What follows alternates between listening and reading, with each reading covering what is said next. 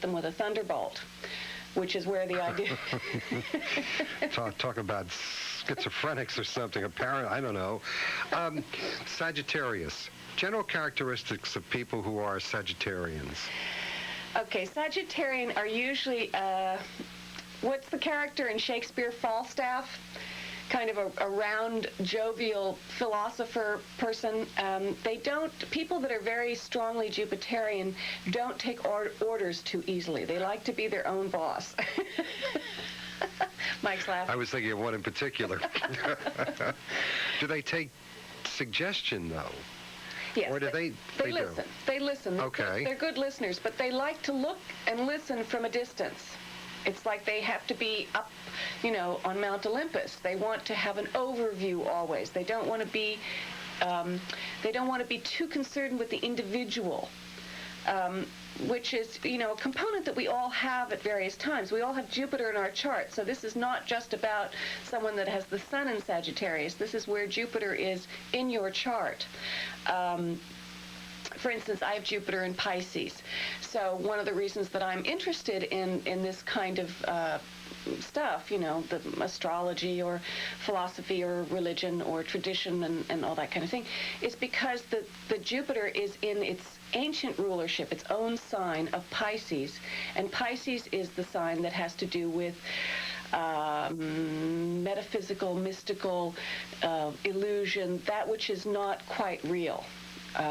So, I get into these conversations of what is the nature of truth and what is the nature of fiction or history, which astrology is something that you can kind of make those leaps of imagination with, because obviously science can't prove or nobody's come up with concrete evidence that astrology is something that we can, we can manifestly see it as working. So it's about it's taking concepts, ideas, and things that can't be proven, I'm listening, I'm learning. This is, when you said people who are Sagittarians and what you described, I started to laugh because I was thinking of some people.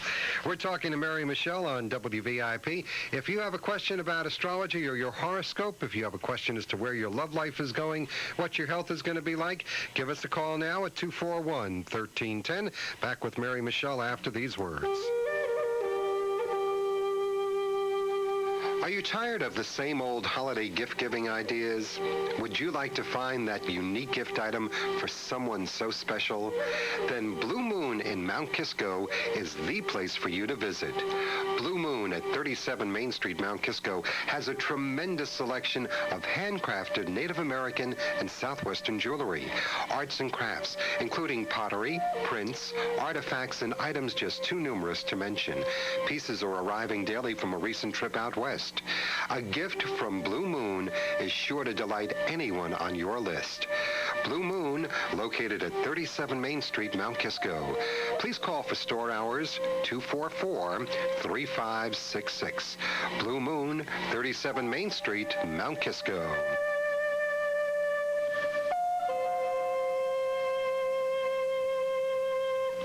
Again, we do have open lines at 241-1310 if you would like to talk to Mary Michele. And again, the number is 241-1310. Are you looking for unique gifts with a personal touch? Look to Crafty Characters in Mount Kisco. You'll find incredible values and gifts with a flair for the unusual. Discover personalized children's items, toy chests, rockers, and table and chairs, stunning handcrafted floral arrangements, beautiful handmade porcelain dolls, and more. Crafty Characters can also accommodate your special order. Whether you need a gift or you're just browsing, Crafty Characters has just what you're looking for. Jewelry, dollhouse miniatures, children's clothes. Come in and see for yourself. You won't believe the wonderful discoveries you'll make at Crafty Characters. 36 South Mosier Avenue in Mount Kisco. Crafty Characters. Open Monday through Saturday 10 to 6 and Sunday 12 to 4. Or call 244-3205.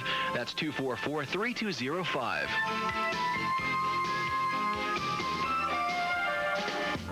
And welcome back to Meet the VIPs with Mary Michele, taking your calls on astrology at 241-1310. Jupiter do be the thing. Well, my Mike, you'll You know what I was thinking when you started talking about Shakespeare, and I was thinking of the number of references that Shakespeare has to heavenly bodies, and the metaphors that he uses. But soft, what light through yonder window breaks? It is the east, and Juliet is the sun. Arise, fair sun, and kill the envious moon, that thou art her handmaiden, or something like that. And I was just thinking of that because he used a lot of this. Mike, you are a true romantic. Why not? I think it's wonderful. But then again, aren't people of my ilk supposed to be romantics? Well, no, I think it's really something that comes from some inner place. I mean, there are lots of people from all different ages that are not necessarily. Some people are more realistic, and some people are more romantic. Are you saying I'm not realistic?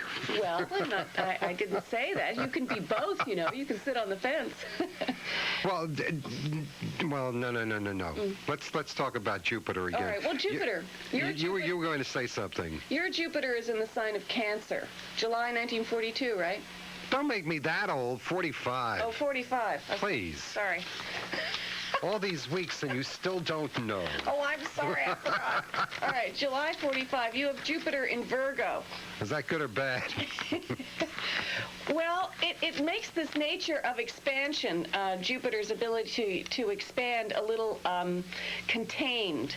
Virgo is not a sign that, as a rule, likes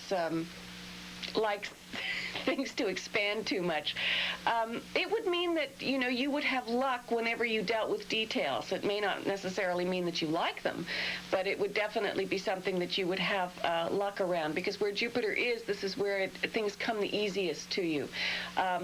Also understanding the nature of your health and dealing with it and so on. Jupiter is giving you insight there. Now, whether you choose to do something about it is always the thing in astrology. Is it fate or free will? I wanted to talk also a little bit about the fact that Jupiter's favorite child of all of his children was Pallas Athena. Who? Pallas Athena. All right, now Athena, all I can think of is Greece. Yes. She was the one that was born out of Jupiter's head. I can't remember who her mother was, but she was, she was probably someone that, again, Hera was not too pleased with, Jupiter's wife. So the way that she was conceived was not through the body of the mother, but in the actual body of Jupiter. And she burst forth through his head when she was born. So the idea of Pallas Athena is that what he loves about her so much is her wisdom. She was able to incorporate, as a progeny of his creative abilities of through insight and wisdom. If this one came out of this guy's head, intellect, head, is that where it came from? Yes, exactly. Oh, I'm putting two and two together here. She's always put kind of in a balance as a counterpoint to Mars. Because Mars is the god of war that has to go and actually physically combat people, and he has lots of weapons and swords and shields and so on. And Athena, Pallas Athena, is really someone that goes to war with her wits. So she is the one that plans the strategy of the wars. She is the one who, in general, thinks about it. She will be the diplomat. She will be the one that will go to the table of diplomacy, rather like Rabin, always as a warrior. She is someone that does not go with her tail between her legs. She goes to combat at the table of discussion. Which is needed. Of course, there are many different ways that we need to discuss things. Sometimes we need to discuss things that are very gentle. We want to pull things out of people, pull information out, help people to see things for themselves, and also for us to get information from them in that kind of way. And then other times, we have to hit them over the head to have them understand, but it's verbal, which is one of the reasons I think that there's such popularity with talk shows today. You just touched a very sore point with me. By the way, if you have a question about astrology or your horoscope, 241-1310, number to call to talk to Mary Michele. But the junk that is on those talk shows, this is not, they had the gall to say that these are deep investigative journalistic ventures. I mean, come off it. When you got three people, one of whom comes out there dressed as a woman and wants to tell his mother that he's a transvestite. I mean, let's get real. Well, I agree with you. I agree that it's not...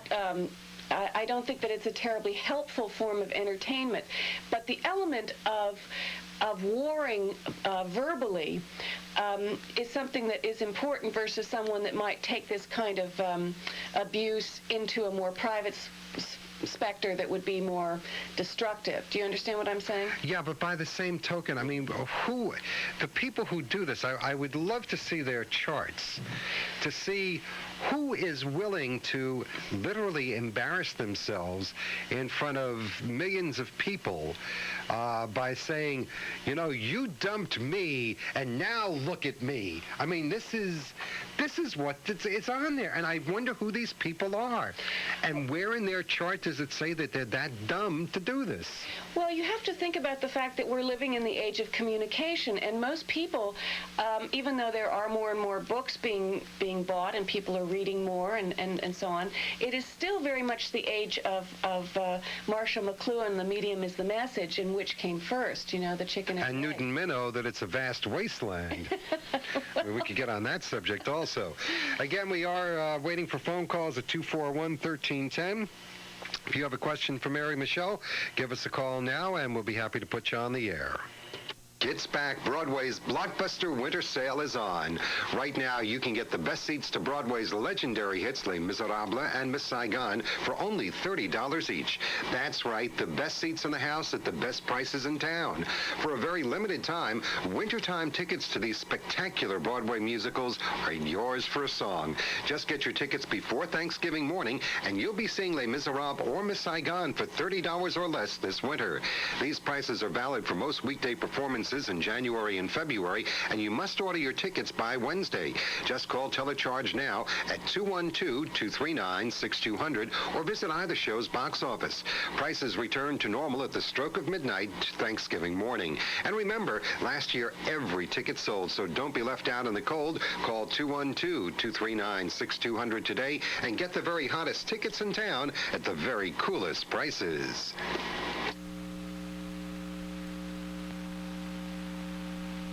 And now, it's time for Insurance Matters. For Insurance Matters to us all. Brought to us by the Lloyd Bedford Cox Insurance Agency. Your neighbor in Bedford Hills for over 70 years.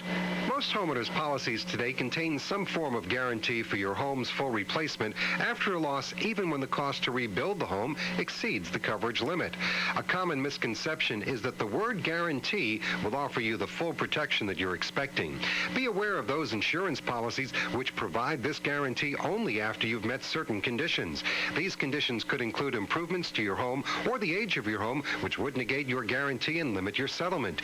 Your homeowner's policy should contain a full and unconditional guarantee to rebuild your home. We encourage you to read the small print. Don't be fooled by the word guarantee. This has been Insurance Matters. And if there are insurance matters affecting your business, home, or possessions, call the Lloyd Bedford Cox Agency in Bedford Hills, 666-5121. For assurance on your insurance, call 666-5121. The Lloyd Bedford Cox Agency. All right, we're back with Mary Michele taking your calls on astrology at 241-1310. Dee is on the line from the town of Yorktown, date of birth November 28th, 1937. Morning, Dee, you're on with Mary Michele. Hello, Mary Michele. Hi, Dee. Did you have a particular question? I wanted to know with the alignment of these planets that are coming in. You said there's going to be an alignment of 7 planets? In Sagittarius. Right. Your sign. What effect will it have on Sagittarians? And what effect would it have on somebody expecting a baby during that time? Well, let's see. Someone having a baby. Well, any child that would be born at this time would have with all these planets in Sagittarius would probably be somebody that would spend a lot of their life looking for philosophical answers or questions. On a practical level, it could be a child that would get involved in medicine, science, law. Let's see, you have the Sun in Sagittarius, and you have the Moon in Libra. This is a very harmonious angle. The Moon in Libra complements the Sun in Sagittarius, so there's an ease between your conscious and your unconscious. You have Mercury in Sagittarius. Are you a teacher? No, I'm not. No. Have you ever worked with in social services or the law? Have you? No. No. No, I'm in the corporate. You're in the corporate world? Yes.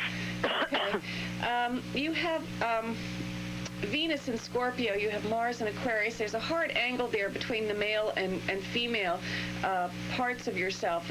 It's probably something that you've resolved at this point in your life, but it is nevertheless a hard angle, and it's being activated with what's been going on recently with the Sun in Scorpio. Have you, are you married? No, I'm not. No. Have you recently been attracted to or thought about someone in particular? Yes, I'm living with someone. Mm-hmm. Has there been more activity there? Would you say that there's been, a greater interest in connecting to this person in the last couple of weeks? I'm not sure. You're not sure?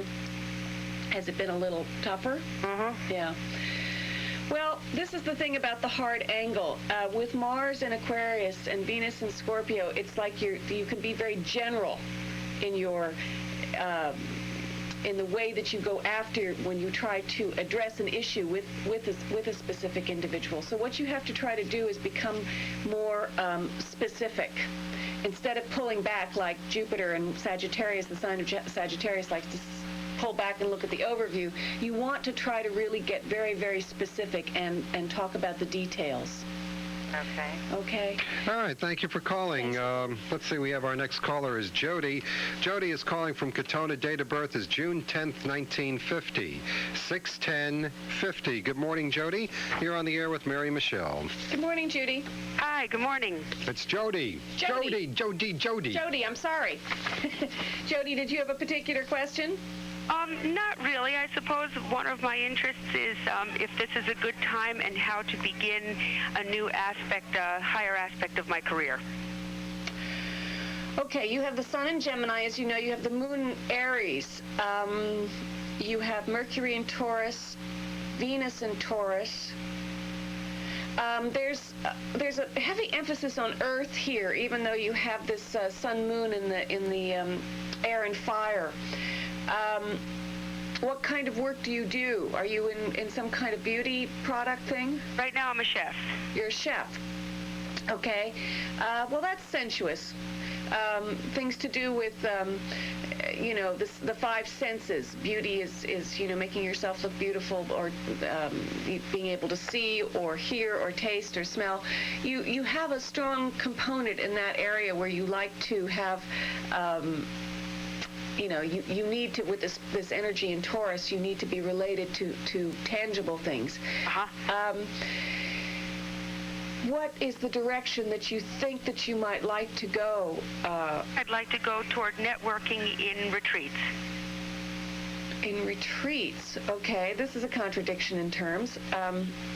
Someone that goes into retreat, as a rule, it would be hard to... Well, I'm sorry, I couldn't hear you. Well, the nature of a retreat is something that's quite personal. Yeah. Right. But I was interested in being the person who would do the coordinating and bringing in the teachers. Oh. The networking of it, the organizing. Right. Okay. Close to that, being involved in more people. And if cooking is a way of going toward that, I've just been stymied as to how to begin. Well, I think you have the ability to make people very comfortable with this energy of being grounded, with Mercury and Venus in Taurus and Mars and Saturn in Virgo. There's a side of you that gives people a degree of sensuousness, of being in touch with the senses, in touch with the earth, and that's always very comforting. Of course, people want to think, that all about higher thoughts, but in terms of creating a situation of comfort, you're good at that. I would say that towards the end of next week, with these 7 planets in Sagittarius, your moon is going to be activated, the moon in Aries. And you will probably have good insight as to how you would want to manifest this, but I would think that you probably want to continue on with the cooking. Okay. Okay? All right, thank you for calling. Hey, thank you. Okay, we have an open line now at 241-1310, 241-1310. Your chance to talk to Mary Michele. Helen is on the line from Katona. Date of birth is August 20th, 1917. 8/20/17. Good morning, Helen. You're on with Mary Michele. Morning, Mary. Good morning. I would like to know what results I will get from the doctor. Okay. August 20th, 1917.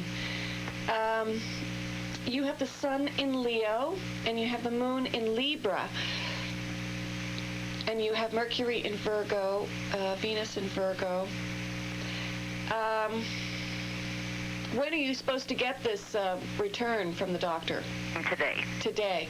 I would think that there would be a pretty good indication that it's going to be in keeping with what you already know, and probably on tipping the scales on the side of positive. Do you have a sense already of what the doctor's going to tell you? Well, he said I had a murmur of the heart. Uh-huh. But does that ring true to you? Is this something that you already had a little bit of a sense of? I never had anything like that. You never had anything like that. I don't think it's a bad thing. I think a murmur of the heart is something that is pretty easy to deal with. The nature of Virgo planets, as a rule, is there's this need to really understand. So I think perhaps what you might want to do is find out what, the various ramifications that a murmur of a heart entail. But my sense is that it's not that serious a component. And one of the qualities of having planets in Virgo is that you might worry a little bit too much about it. So I think you have to think about the fact that it's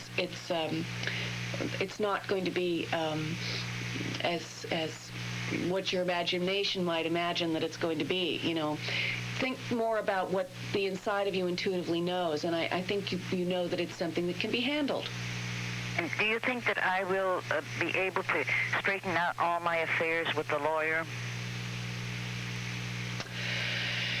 Well, all these planets in Sagittarius, it's about the law that's coming up.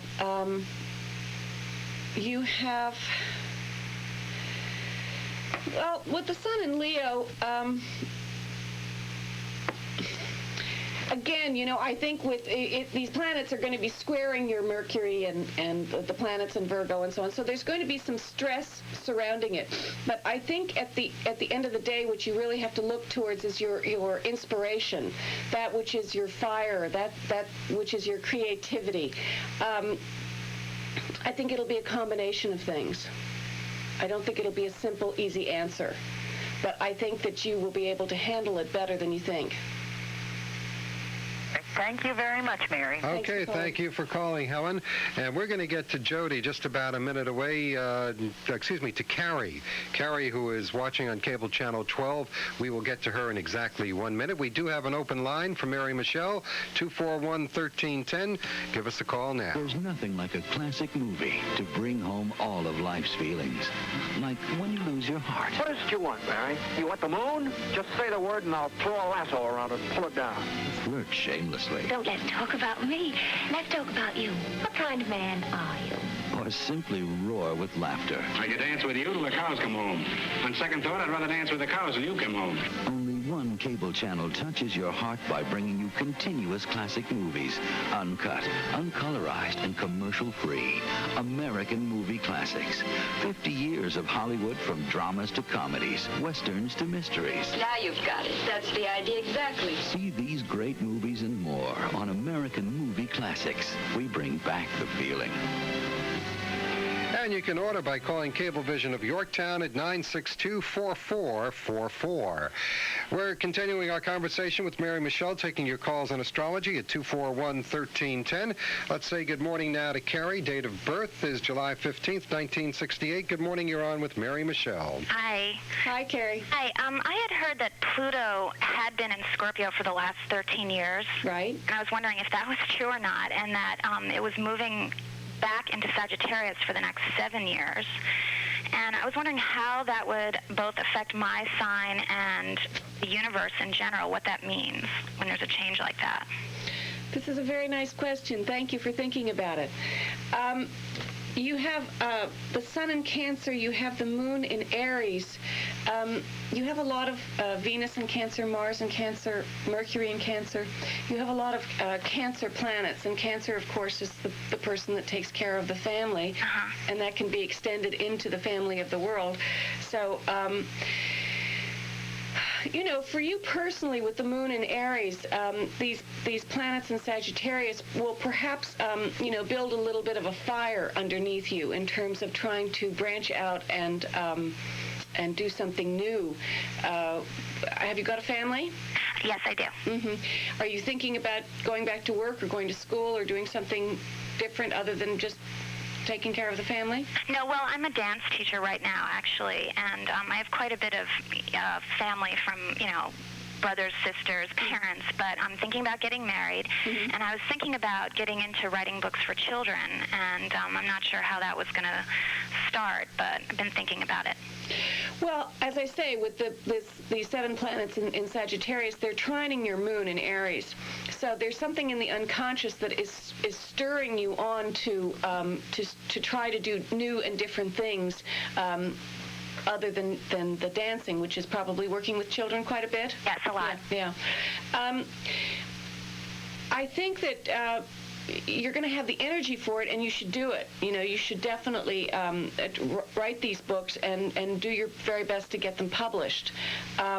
I can't say long-term whether you will or not, but I think that it's something that you should definitely put your energies into, because it's going to satisfy this unconscious need of yours. Great. Temporarily, you know, until the next thing comes up. You know, Moon in Aries does like to change quite a bit. So you have, in terms of marriage, is this something that's happening imminently? Possibly.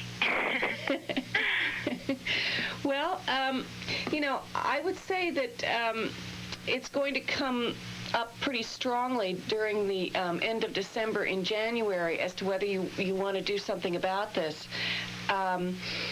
You'll be thinking very strongly of the other person and less about your own personal needs at that time. So I'm not exactly sure. Are you the one that's hesitant about this situation, or is it the partner? No, my partner is an Aquarius, and I've never really been sure how well Cancers get along with Aquarians. Sometimes it works out, sometimes it doesn't, and that's kind of how I feel about him. Sometimes it's wonderful, sometimes it's not. So I'm hesitating in that way. Well, it sounds to me like you should get through the end of December and the middle of January, through to the end of the middle of January, and you'll have a better sense of exactly what kind of longevity is possible with this person. You know, he's going to have major shifts in his chart in January when his planet Uranus moves into the sign of Aquarius, so there'll be lots of change in his life. And I think that'll be a time when you'll be able to observe whether it's going to be something that's going to work well with your own. Great. And so what does that mean in general for the universe when the energy changed that way? I mean, 7 years is a long time for it to be moving into another planet. Well, you have to think about what's happened in the past 13 years with Pluto and Scorpio. Pluto and Scorpio is about us re-examining the nature of death and the unconscious. We have been, looking at things like AIDS, earthquakes, sort of manifestations of rather, we tend to think of our world as being rather secure since the Second World War. Now, it's been turned upside down a little bit.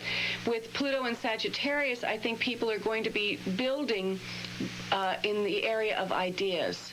But conversely, people whose ideas aren't working anymore are going to have to get out of the way. Great. Thanks very much. Okay, thank you for calling. We're going to get to Cheryl in just 1 minute. Cheryl's date of birth, by the way, is a week after mine. She's a week younger than I am.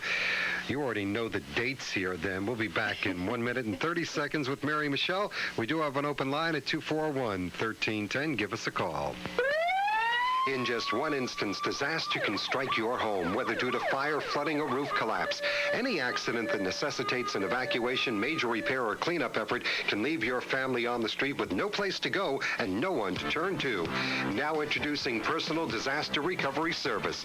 PDRS dispatches qualified personnel anytime, day or night, to assist with temporary lodging and a cash advance of up to $500.